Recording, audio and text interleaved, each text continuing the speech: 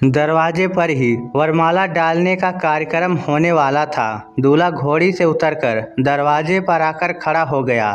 सास ने दामाद के माथे पर तिलक लगाया, फिर चांदी का सिक्का नेग में दिया। फिर वरमाला के लिए दुल्हन का इंतजार होने लगा। काफ़ी देर हो गई थी मगर दुल्हन नहीं आ रही थी। उधर घर के भीतर दुल्हन बनी वैशाली पापा से कह रही थी, पापा मुझे शादी नहीं करनी। पापा बोले, पागल हो गई है क्या? समाज में मेरी नाक कटवाएगी क्या? अब कुछ नहीं हो सकता, दरवाजे पर चल, वहाँ तुम्हारा इंतजार हो रहा है। वैशाली बोली, आप कुछ भी कर लो पापा, मैं ये शादी नहीं करूँगी। इतने में वैशाली की माँ दामाद के तिलक लगाकर अंदर आ चुकी थी। आते ही बोली, एक या कौवे सा दामाद चुना है जी। दरवाजे पर खड़ा हुआ ही भद्दा लग रहा है। आपने तो मेरी फूल सी बच्ची की किस्मत ही फोड़ दी। वैशाली का पिता बोला, तुम दोनों को फोटो दिखाया था, अब क्यों दोनों चिल्ला रही हो? बेटी से बोलो जाकर वरमाला डाले। फालतू की बात करके मेरा भेजा खराब मत करो। वैशाली बोली, फोटो तो कैसी भी बनाई जा सकती है, मगर पापा आपने तो अपनी आंखों से देखा था, आपको अपनी बेटी पर जरा भी रहम नहीं आया क्या? इतने में वैशाली का मामा आ गया। आते ही बोला, अरे वैशाली बिटिया, वरमाला के लिए लेट हो रही है, सब वहाँ इंतजार कर रहे हैं, जल्दी जाओ बेटा। वैशाली बोली, आप सबने मेरे साथ घटिया मजाक किया है मामा जी। आप भी तो लड़का देखने गए थे, आपकी भी आंखें फूट गई थी क्या? मामा बोले, कैसी बात कर रही हो बेटी? अरे वह इतना सांवला नहीं है, किसी ने उसको पीले रंग की शेरवानी पहना दी, इस कारण सांवला लग रहा है, मगर इतना ज़्यादा है नहीं। वैशाली बोली, अब और झूठ मत बोलो मामा जी, अब मैं ये शादी नहीं करूँगी। मामा बोला, ठीक है, मत कर शादी, मैं उसके साथ अपनी बेटी सुनीता की शादी कर दूँगा। बारात खाली हाथ नहीं जाएगी। वैशाली के पापा बोले, तू ये शादी नहीं करेगी तो अपने बाप को खो देगी, याद रखना। इतना कहकर वह कमरे से बाहर चले गए। बाहर आधे घंटे से दूल्हा और बाराती गेट पर खड़े थे। किसी ने दया करके दूल्हे को कुर्सी लाकर दे दी थी। अब दूल्हा बैठकर इंतजार कर रहा था। किसी सयानी औरत ने बारातियों से कह दिया कि लड़की की तबीयत खराब हो गई है, डॉक्टर को बुलाया है। फिर भी खुसुर फुसुर शुरू हो चुकी थी। कोई कहता लड़की ने दूल्हे को देखकर शादी से मना कर दिया है, कोई कह रहा था लड़की अपने किसी आशिक के साथ भाग गई है। जितने मुंह उतनी बातें हो रही थी। 1 घंटे बाद वैशाली वरमाला डालने आई, मगर उसके चांद से चेहरे पर 12 बजे हुए थे। जैसे तैसे वरमाला का काम पूरा हुआ। फिर वैशाली ने फेरे भी बोझिल मन से लिए और रोती बिलखती घर से विदा हो गई। सुहाग रात पर वह बिफरी हुई बैठी थी। जब पति राजीव ने उससे बात करनी चाही तो वह बोली, मैं इस शादी को नहीं मानती, मेरे पापा ने जबरदस्ती ये शादी करवाई है, मुझे तुम जरा भी पसंद नहीं हो। राजीव सुलझा हुआ लड़का था, बोला, किसी और को चाहती हो क्या? वह बोली, मैं किसी को भी नहीं चाहती, तुम्हें भी नहीं।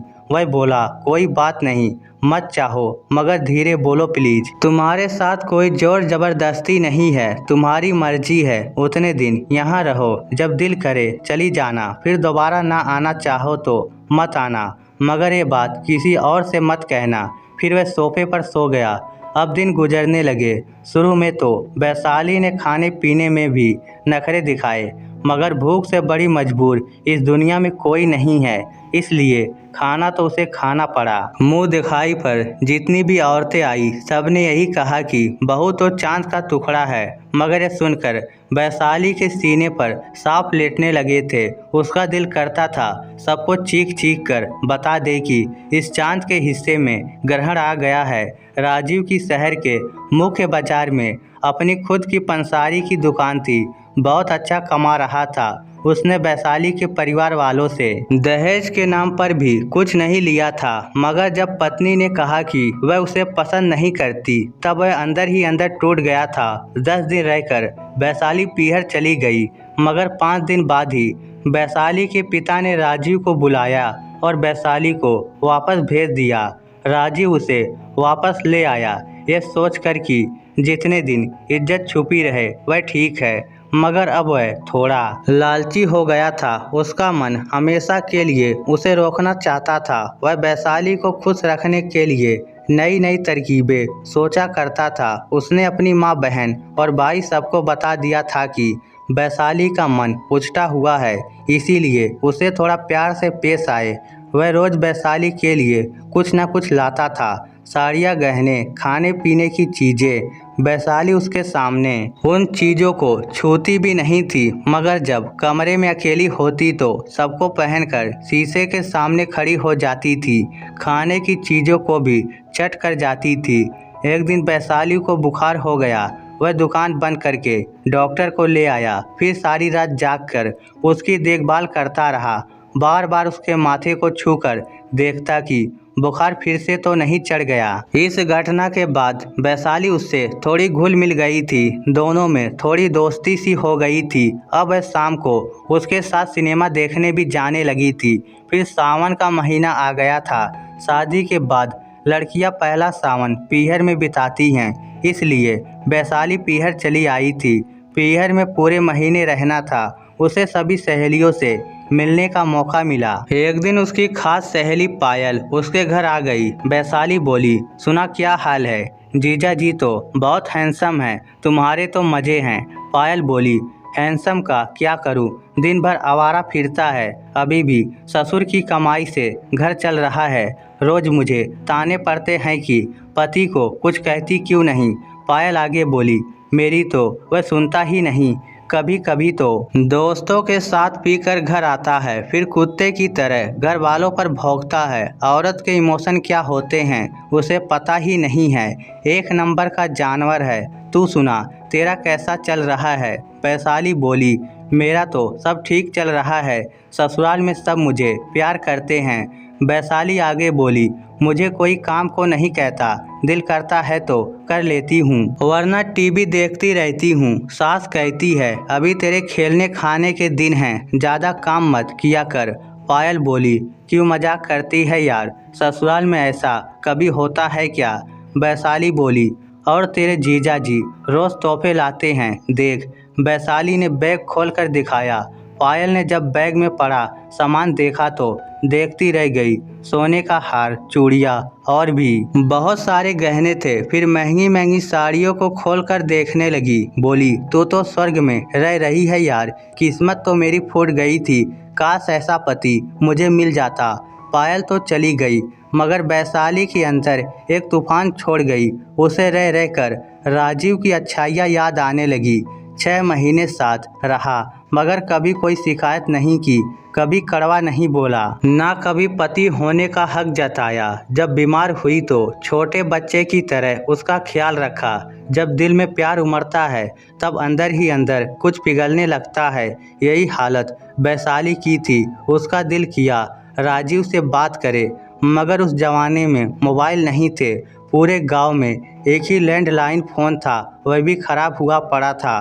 पूरा सावन गुजर गया, फिर 5 दिन और गुजर गए, मगर राजीव लेने नहीं आया। हार कर वैशाली ने माँ से कहा कि पापा को कह दो, उसके ससुराल फ़ोन करके कह दे कि उसे लेने आ जाए। माँ बोली, तुझे तो वह पसंद ही नहीं था, फिर जाने के लिए क्यों उतावली हो रही है? वैशाली बोली, मेरी शादी हो चुकी है उससे, जन्मों का रिश्ता बन चुका है। अब ससुराल ही मेरा घर है, अपने घर ही तो जाने के लिए कह रही हूँ। माँ ने महसूस किया कि अब बेटी सयानी हो गई है। माँ बोली, कल तेरे पापा दूसरे गांव जाएंगे, तब फ़ोन कर देंगे। फिर 4-5 दिन और निकल गए। ना पापा ने फ़ोन किया, ना राजीव लेने आया। वैशाली के मन में शंकाएं जन्म लेने लगी कि कहीं वह उससे नफरत तो नहीं करने लगा।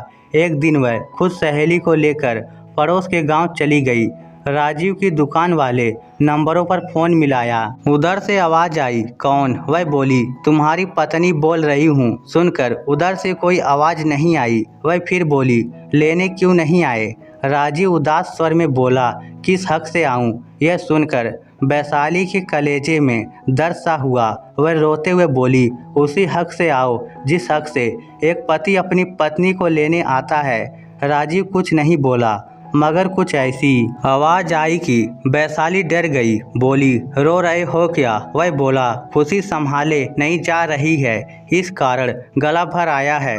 वैशाली बोली, एक बात बोलूं? वह बोला, क्या? वैशाली बोली, आई लव यू। वह अनाड़ी था, जवाब नहीं दे सका। बोला, 1 घंटे में पहुंच रहा हूं। फिर वह ठीक 1 घंटे में ही पहुंच गया। जिस हालत में दुकान पर बैठा था उसी हालत में चला आया था। जब वैशाली ने उसे देखा तो आज उसे वह दुनिया का सबसे सुंदर पुरुष लगा। वह उसके सीने से चिपकते हुए बोली, माफ़ कर दो, अभी बच्ची हूँ, समझ नहीं है। वह कुछ भी नहीं बोला, मगर उसकी आंखों से निकलते आंसू कह रहे थे कि आज वह बहुत खुश है। इस स्टोरी को लेकर आपकी क्या राय है? नीचे कमेंट करके हमें ज़रूर बताइएगा। धन्यवाद।